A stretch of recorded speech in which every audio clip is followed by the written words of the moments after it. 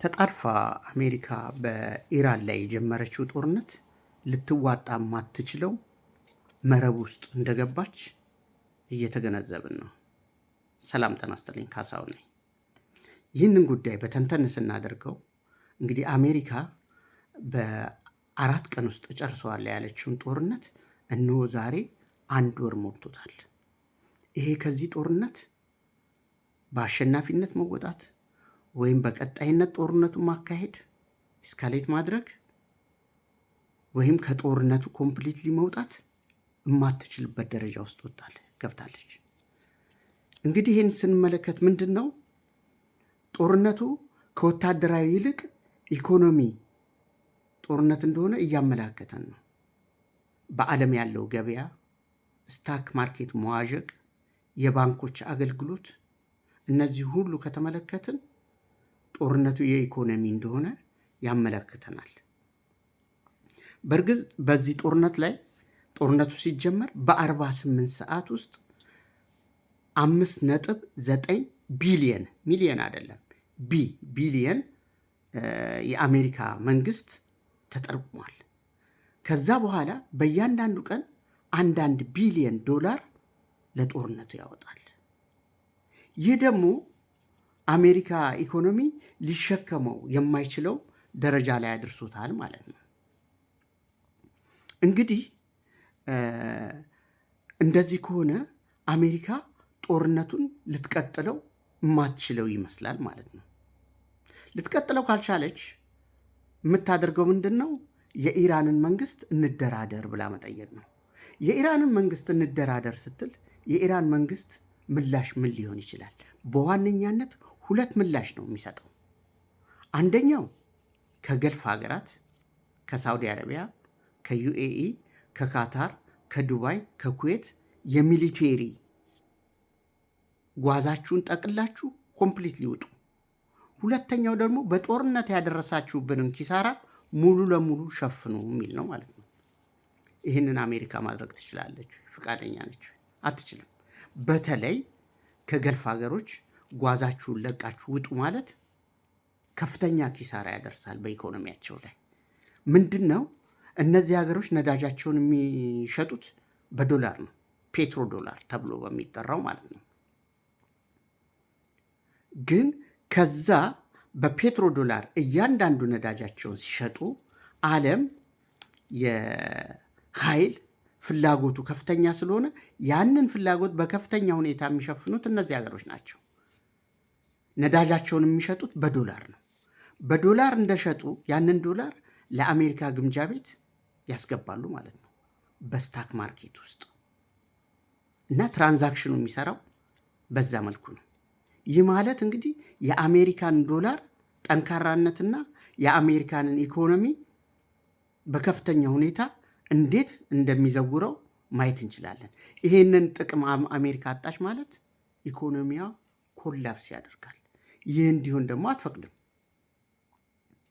ይህ እንዲሆን የማትፈቅድ ከሆነ ጦርነቱን ትቀጥለዋለች ማለት ነው። ጦርነቱን ከቀጠለችው እንግዲህ ከዚህ በኋላ ሊሆን የሚችለው የእግረኛ ሰራዊት ማስገባት ነው።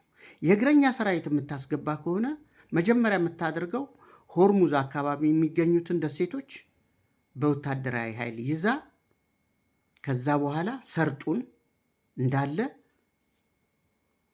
በወታደራዊ መርከብ መሸፈን ነው ማለት ነው። ያ ከፍተኛ ወጪ ነው።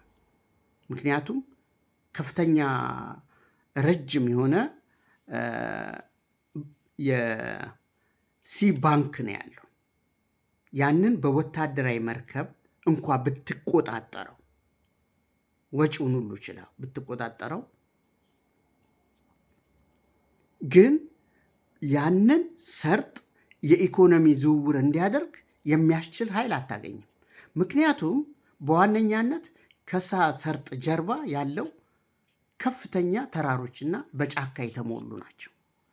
እነዛን ተራሮች ካልተቆጣጠራቸው ሰርጡን መቆጣጠሩ በራሱ የሚያመጣው ለውጥ የለም። ከነዛ ተራሮች የሚዘንበው መድፍና ሚሳኤል መከላከል የሚችሉት እነዛን ተራሮች ሲቆጣጠሩ ብቻ ነው። ያንን ተራራ ለመቆጣጠር ግን ወታደራዊ ብቃት የላቸውም።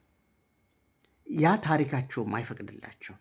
ከቪየትናም እስከ አፍጋኒስታን የከሰሩበት ጦርነት ስለሆነ ይሄንን ነገር ቢሞክሩት ለመጨረሻ ጊዜ በኢራን ውስጥም ያንኑ ታሪክ ይደግሙታል ማለት ነው።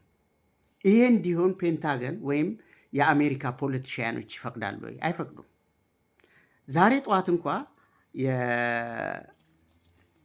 የዶናልድ ትራምፕ ሴክሬታሪ በጦርነቱ ድል እያገኘን ነው፣ ቢሆንም ግን የአሜሪካ ሰራዊት በእግረኝነት ወደ ጦርነቱ እንዲገባ እኔ በበኩሌ አልፈቅድም ብላለች።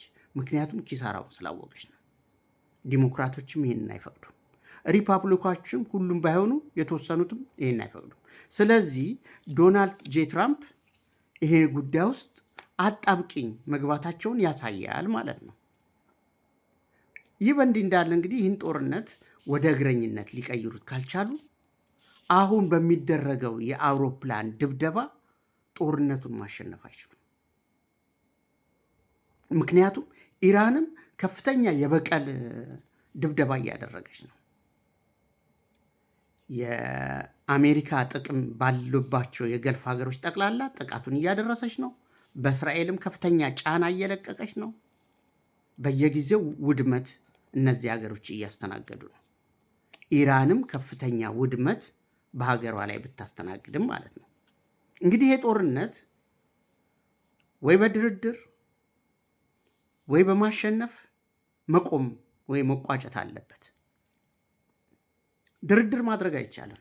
ቅድም እንዳልኩት ከገልፍ ሀገር መውጣት አይፈልጉም። ኢኮኖሚያቸው ኮላፕስ ሊያደርግ ነው።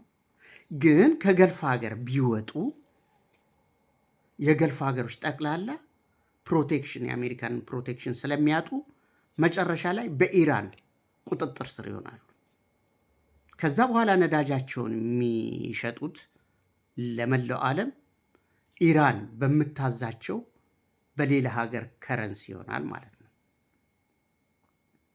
በሌላ ሀገር ከረንሲ ከሆነና አሜሪካ ፕሮቴክሽን እንደማትሰጣቸው ካወቁ ጃፓንና ደቡብ ኮሪያ ይህንን ጦርነት በንቃት እየተከታተሉት ነው። ዋናው የሚከታተሉበት ምክንያት ደግሞ ምንድን ነው? በአሜሪካ ፕሮቴክሽን ስር ስላሉ ነው። አሜሪካ ለአረብ ሀገሮች ይህን ፕሮቴክሽን መስጠት እንደማትችልና በተሸናፊነት ከዛ ጦርነት እንደተወጣች ሲገነዘቡ እነሱም የራሳቸውን ጉዳይ ኮንሲደር ማድረግ ይጀምራሉ። አሜሪካ ልትከላከለን አትችልም ከቻይና ማለት ትጀምራለች ጃፓን። ደቡብ ኮሪያም ከሰሜን ኮሪያ አሜሪካ ልትከላከላት እንደማትችል ሲያውቁ የጦር አርማመንታቸውን ኮንሲደር ማድረግ ይጀምራሉ እና ከአሜሪካ የሚገዙትን ወታደራዊ ትጥቅ ጠቅላላ ይተዉና ወደ ሌላ ሀገር ፊታቸውን ያዞራሉ። እንግዲህ በዋነኛነት ሶፊስቲኬትድ የሆነ መሳሪያ በበላይነት የሚያመርቱት ራሻ፣ ቻይና እና ቱርክ ናቸው። ገበያቸውን እንግዲህ ወደ እነዚህ ሀገሮች ያደርጋሉ ማለት ነው። እንደ ጠላት ከሚመለከታቸው ሀገር ጋር ወዳጅነት ይጀምራሉ። ይህ ደግሞ በወታደራዊ መሳሪያ ሽያጭ ያላትን ጥቅም ሙሉ ለሙሉ ሊያስቀርባት ነው ማለት ነው። አውሮፓያኖችም በተመሳሳይ ይህን ነገር ኮንሲደር ማድረግ ይጀምራሉ። በዩክሬን ላይ በራሻ ላይ የሚያደርጉትን ዩክሬንን ፕሮክሲ ዋር እንደገና ኮንሲደር ማድረግ ይጀምራሉ። ምክንያቱም ይህን ፕሮክሲ ዋር እንዲያደርጉ ያስገደደቻቸው አሜሪካ ነች። ራሻን የመበታተን ዋነኛው አጀንዳ የአሜሪካ ስለሆነ ከዚህ በፊት በሬገን ተሞክሮ የተሳካ ሆኖ ራሻ ሶቪየት ዩኒየን ኮምፕሊትሊ ተበታትናለች። አሁን ያንን ነገር ለመድገም ዶናልድ ጄ ትራምፕ ዩክሬንን እንደ ዋነኛ የመጫወቻ ካርት ሲጠቀሙ ያንን ጉዳይ ደግሞ በዋነኛነት እንዲያሳልጡ የኖሚኔት የተደረጉ ሀገሮች አውሮፓያኖች ናቸው።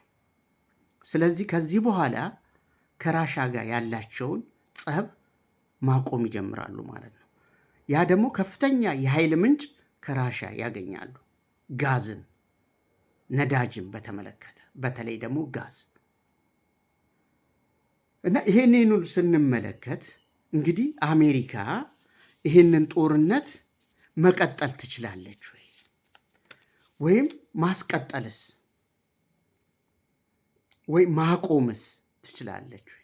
መደራደርስ ትችላለች? ሁሉም ነገር በሩ ተዘግቷል። ይህ በር በተለያየ ቅድም በጠቀስኳቸው መልክ ስለተዘጋ ከዚህ በኋላ አሜሪካ ልትዋጣው የማትችለው ትራፕ ውስጥ ገብታለች ስል እንግዲህ ይሄንን በመመልከት ነው። ከዚህ ጦርነት እንዴት ትወጣለች? የአሜሪካ ኢምፓየር ኮላፕስ ሊያደርግ የመጨረሻው ደረጃ ላይ ደርሷል ወይ? እኔ የሚያመላክተኝ ቅድም በጠቀስኩት ትንታኔ ይሄ ብቻ ነው። እንግዲህ ቀጣዩን የምንመለከተው ምን እየሆነ እንደሆነ ስንገነዘብ ነው። ከፍተኛ ነጋዴዎችና ባለሀብት ሀገሮች ሁልጊዜ አንጡራ ሀብታቸውን ወደ ተሻለ ቦታ ነው ማድረግ የሚፈልጉት። ይሄንን የተገነዘቡት ባለሀብቶች በተወሰነ መልክ ከአሜሪካ እየሸሹ ነው። ሌሎች ሀገሮችም እንደዚሁ አሉን የሚላቸውን ሀብታቸውን ከአሜሪካ እያስወጡ ነው። እንደ ምሳሌ ብንመለከት ጀርመን የወርቅ ክምችቷን ከአሜሪካ አስወጥታለች። ፈረንሳይም እንደዛው አድርጋለች። ጣሊያንም በፕሮሰስ ላይ ነች። ያ ማለት ምንድን ነው? ጦርነቱ ከወታደራዊ ይልቅ የኢኮኖሚ እየሆነ ነው ማለት ነው። ይህ ዳይናሚዝም እንግዲህ የአሜሪካንን ኢምፓየር ኮላፕስ ሊያደርገው ዳር ደርሷል ማለት ነው። ለዛሬ ያለኝ ትንታኔ ይሄ ነው። አመሰግናለሁ።